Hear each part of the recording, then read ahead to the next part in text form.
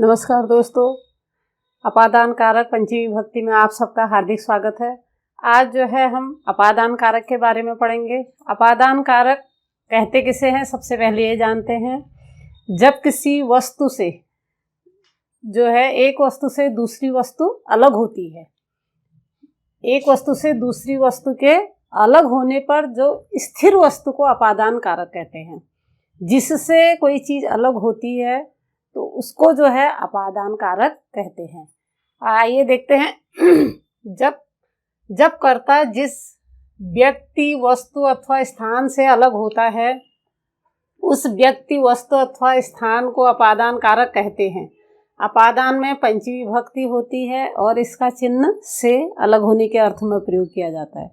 तो इसमें जो है कर्ता जिस व्यक्ति यानी व्यक्ति से अलग होता है, या किसी वस्तु से अलग होता है, या स्थान से अलग होता है, तो जिससे अलग होता है उसको जो है अपादान कहते हैं। और इसमें जो है इसका चिन्ह से है, तो अलग होने के अर्थ में अपादान कारक पंचमी अपादान कारक कहते हैं और उसमें पंचमी विभक्ति का प्रयोग होता है। तो जो स्थिर वस्तु है, जिससे कोई चीज़ अलग होती है, तो उस स्थिर वस्तु को अपादान कहते हैं। तो उदाहरण से समझते हैं। देखिए, जैसे कर्ता जिस व्यक्ति से अलग होता है, जैसे वृक्षात् पत्रम पतति, पेड़ से पत्ता गिरता है। तो यहाँ जो है पेड़ से, अब कर्ता जिससे अलग हो रहा है, यहाँ पर कर्ता कौन है? पत्र हो गया। पत्र किससे अलग हो रहा है? पत्ता पेड़ से अलग हो रहा है। तो पेड़ अपनी जगह पे क्या है? स्थिर है। तो पेड़ जो है वह अपादान कहलाएगा। तो पेड़ में जो है पंचमी विभक्ति का प्रयोग होगा। तो यहाँ पर जो है वृक्षात् आ गया। पंचमी विभक्ति के जो रूप चलते हैं वह आत, आभ्याम, एभ्यो रूप चलते हैं। मैंने यहाँ पर लिखा दिया आत, तो वृक्ष में जो है आत आ गया, वृक्षात् हो गया। दूसरा उदाहरण है सह अश्वात् पतति, वह घोड़े से गिरता है। सह अश्वात् पतति, वह घोड़े से गिरता है। तो यहाँ पर कर्ता जो है कौन है? वह है। तो वह किससे गिरता है? घोड़े से। तो अलग किससे हो रहा है? घोड़े से अलग हो रहा है। तो घोड़े में जो है वह पंचमी विभक्ति का प्रयोग होगा। घोड़ा जो है अपादान कारक है। जिससे कोई चीज अलग होती है तो वह अपादान कहलाता है। तो यहाँ पर घोड़े से वह अलग हो रहा है, गिर रहा है, तो घोड़ा जो है वह क्या है? अपादान कारक है। घोड़े में पंचमी विभक्ति का प्रयोग हुआ है। अगला उदाहरण है रामोह ग्रामात् आयाति। रामोह ग्रामात् आयाति, राम गांव से आता है। तो राम जो है वह किससे अलग हो रहा है? गांव से अलग हो रहा है। तो गांव जो है वह क्या है? अपादान कारक है। और गांव में जो है वह पंचमी विभक्ति का प्रयोग हुआ है। तो क्या हो गया? ग्रामात् हो गया।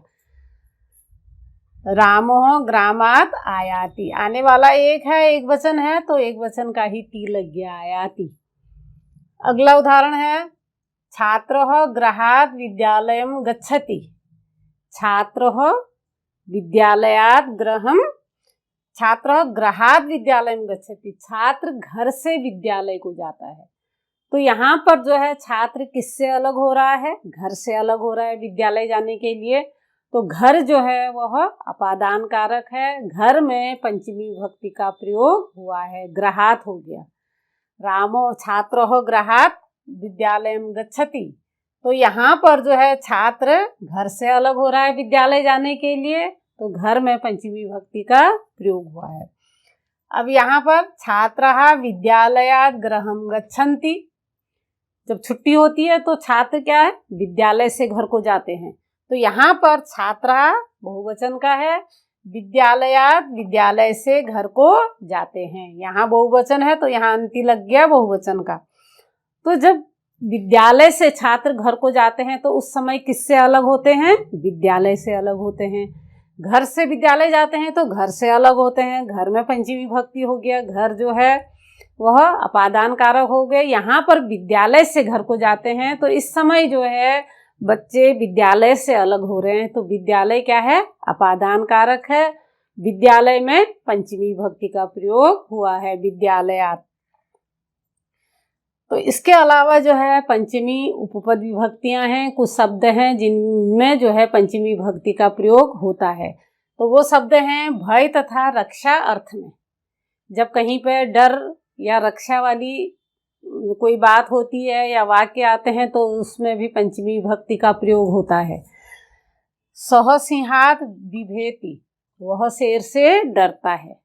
किससे डर रहा है? शेर से डर रहा है। तो यहाँ पर जिससे डर लगता है उस चीज को अपादान कहते हैं और उसमें पंचमी विभक्ति का प्रयोग होता है। तो यहाँ पर शेर अपादान कारक है, शेर में पंचमी विभक्ति है, तो सिंहात हो गया। अगला उदाहरण है सह चौरात् बिभेति, वह चोर से डरता है। तो यहाँ पर किससे डर रहा है? कर्ता सह, यानी वह किससे डर रहा है? चोर से। तो चोर यहाँ पर अपादान कारक है और चोर में जो है क्या है? पंचमी विभक्ति का प्रयोग हुआ है। सह चौरात् बिभेति। सह चौरात् त्रायते, वह चोर से रक्षा करता है। अब जिससे रक्षा की जाती है, रक्षा अर्थ में भी पंचमी विभक्ति का प्रयोग होता है। तो यहाँ पर चोर से रक्षा की जा रही है, तो यहाँ पर चोर में क्या है? पंचमी विभक्ति का प्रयोग हो गया, चौरात् हो गया। रामः सर्पात् त्रायते, राम सांप से रक्षा करता है। यहाँ पर किससे रक्षा हो रही है? सांप से। तो सांप यहाँ पर अपादान कारक है और सांप में पंचमी विभक्ति का प्रयोग हुआ है, तो सर्पात् हो गया।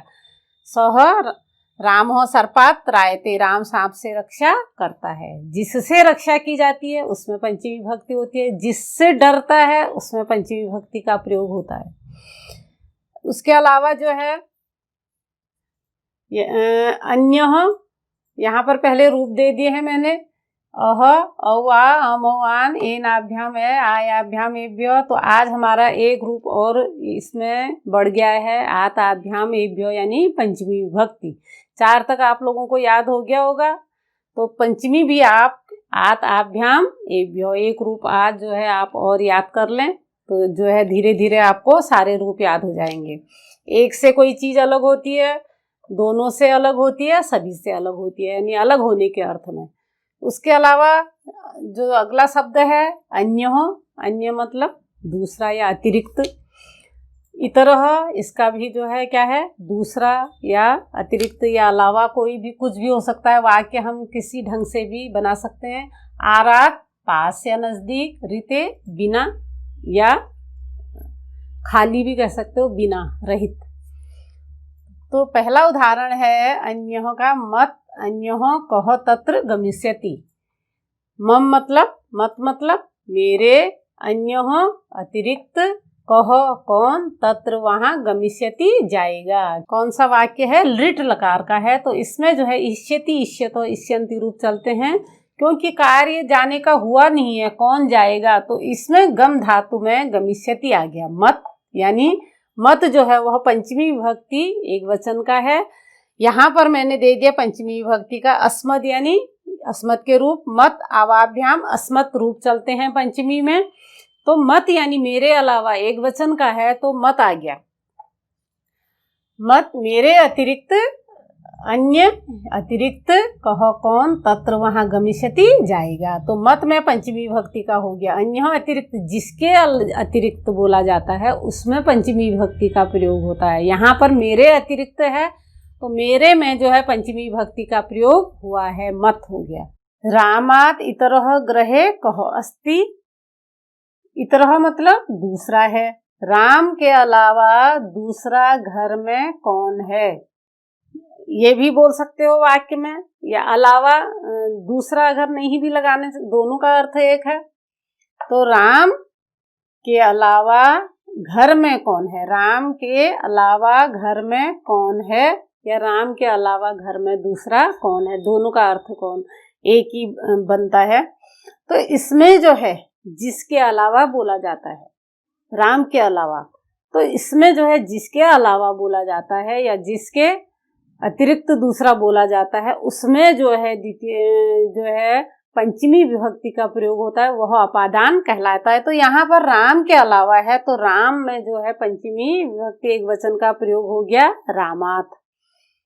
अगला है ग्रामात आरात सरोवरः अस्ति। आरात मतलब पास या नजदीक। तो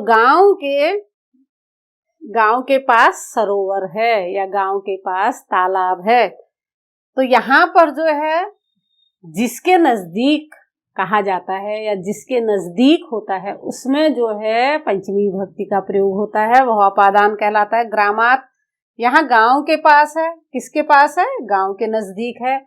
तो गांव में जो है क्या हो गया? पंचमी विभक्ति एक वचन का प्रयोग हो गया, ग्रामात। इसमें जो है आरात यानी पास वाले शब्दों में हमने पढ़ा था, इसमें क्या है?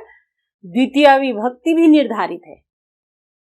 क्या निर्धारित है? द्वितीय विभक्ति भी निर्धारित है और पंचमी विभक्ति भी निर्धारित है। हमने पिछली वीडियो में पढ़ा है द्वितीय विभक्ति कर्मकारक में क्या पढ़ा है? समया और निकषा दो शब्द हैं। समया इसका हिंदी अर्थ भी पास या नजदीक है और निकषा का भी पास या नजदीक है। तो दोनों में जो है द्वितीय विभक्ति का प्रयोग हुआ है। अगर हिंदी वाक्य नजदीक या पास वाला आएगा तो उसमें आपको ऑप्शन जरूर दिया होगा, या तो पंचमी विभक्ति लगानी होगी या जो है द्वितीय विभक्ति। कभी भी परीक्षाओं में जो है जो उपपद विभक्ति वाले वाक्य आते हैं तो उसमें जो है ब्रैकेट में दिया होता है द्वितीय विभक्ति लगाओ या पंचमी। तो इसमें भी जो है आरात यानी पास या नजदीक वाले में द्वितीय विभक्ति भी है। इसमें अगर हम द्वितीय विभक्ति लगाए तो ग्रामम आरात सरोवरः अस्ति, अम आ जाएगा द्वितीय में। तो यहाँ पर पंचमी विभक्ति निर्धारित है तो ग्रामात आ गया। क्या आ गया? ग्रामात। गांव के पास सरोवर है। रीते ज्ञानात न मुक्ति। अब इसमें भी जो है हमने रीते ज्ञानात न मुक्ति, ज्ञान के बिना मुक्ति नहीं है, बिना वाले अर्थों में हमने पिछली वीडियो में भी पढ़ा है। इसमें द्वितीय, तृतीय और पंचमी विभक्ति निर्धारित है। किसके? रीते यानी बिना। इसका अर्थ रीते या बिना। कभी बिना शब्द दिया होगा, बिना का अर्थ बिना ही होता है संस्कृत में, और बिना को रीते भी कहते हैं। तो बिना वाले अर्थों में या रीते वाले अर्थों में क्या है? द्वितीय उपपद विभक्ति, तृतीय उपपद विभक्ति और पंचमी उपपद विभक्ति होती है। अगर द्वितीय लगानी है तो क्या हो गया? ज्ञानम, रीते ज्ञानम न मुक्ति, और तृतीय में रीते ज्ञानेन क्या हो जाएगा? ज्ञानेन न मुक्ति हो जाएगा। तो ये जो है कुछ नियम हैं सारी विभक्तियों में जिनको उपपद विभक्ति कहते हैं। इन शब्दों के आने से वाक्य में हमेशा वही विभक्ति निर्धारित होती है। जो शब्द दिए हैं यहाँ पर इनमें हमेशा पंचमी विभक्ति ही निर्धारित होती है। तो ये जो है रूप याद कर लेना। तो कैसा लगा ये वीडियो? इसको लाइक और शेयर करें और हमारे चैनल को सब्सक्राइब करें। धन्यवाद।